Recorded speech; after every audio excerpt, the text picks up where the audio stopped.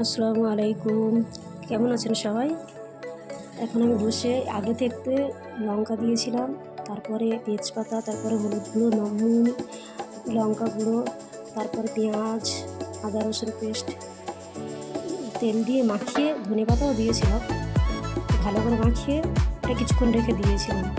তারপরে তেলে জিরে পেঁয়াজ দিয়ে একটু ভালো করে ফ্রাই করে মাংস মাখিয়ে রেখে দিয়েছিলাম, সেটা এখন পেঁয়াজের সঙ্গে দিয়ে ভালো করে নাড়াচাড়া করে নিতে হবে।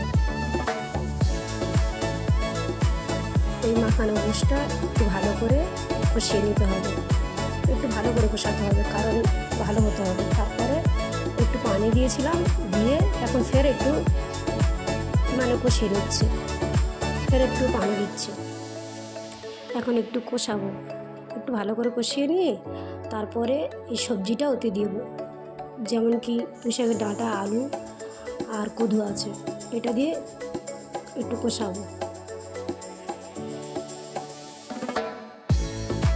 সবজিটা একটু বেশি ছিল তো, তাই আমি দুইবার করে সবজিটা দিয়ে ভালো করে কষাচ্ছি, কারণ একসঙ্গে দিয়ে অতগুলো সবজি নাড়তে পারবো না, তাই ভেবেছি দুইবার করে দিয়ে ভালো করে কষিয়ে নেব, তাই দুইবার দিচ্ছি।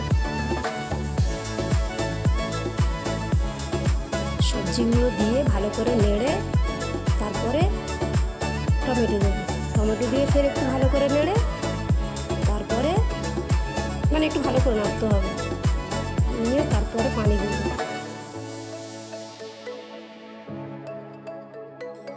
পানি দিয়ে একটু ভালো করে নাড়াচাড়া করে তারপরে প্রেসার কুকারে সিটি লাগাতে দেব। 7-8টা সিটি হলে হয়ে যাবে, গোশটা ভালো করে সিদ্ধ করতে হবে তো, তাই হয়ে গেছে, কমপ্লিট হয়ে গেছে। যদি ভিডিও ভালো লাগে লাইক সাবস্ক্রাইব করবেন। শুক্রিয়া আমার ভিডিও দেখার জন্য।